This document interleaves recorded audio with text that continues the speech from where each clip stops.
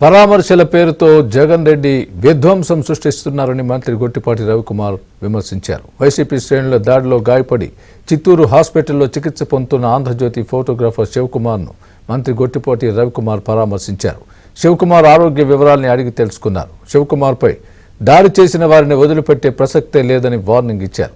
YCP నేతలకు మనుషుల ప్రాణాలంటే లెక్కే లేదని విమర్శించారు.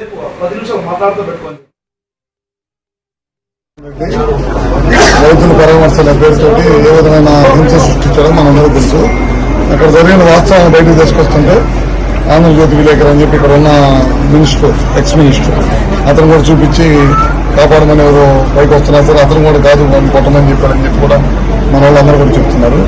ఇలాంటి సంఘటనలు ప్రతి చాట జగన్మోహన్ రెడ్డి ఎక్కడ పరామర్శలు బిగిన్ చేసినా ఈ కార్యక్రమాలను చేస్తున్నారు. మొన్న మధ్య చూసుంటారు మీరు కూడా.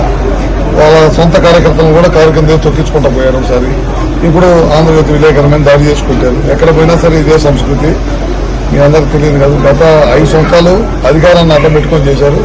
ఇప్పుడైనా అధికారం లేకపోయేసరికి ఒళ్ళు కొవ్వు పట్టి జనాల మీనబడి హింస సృష్టిస్తా ఉన్నారు. ఇది ఎక్కువ రోజులు జరగదు. ఎవరైతే మన ఆంధ్రజ్యోతి విలేకరుల మీదకి వచ్చారో వాళ్ళందరి మీద చట్టపరమైన చర్యలు తప్పకుండా తీసుకుంటాం. ఇలాంటి మళ్లీ పునరావృతం కాకుండా ఈ ప్రాంతంలో కానీ ఎక్కడ కూడా ఆంధ్ర రాష్ట్రంలో ఎక్కడ కూడా పునరావృతం కాకుండా చట్టం అంత గట్టిగా పనిచేసిందని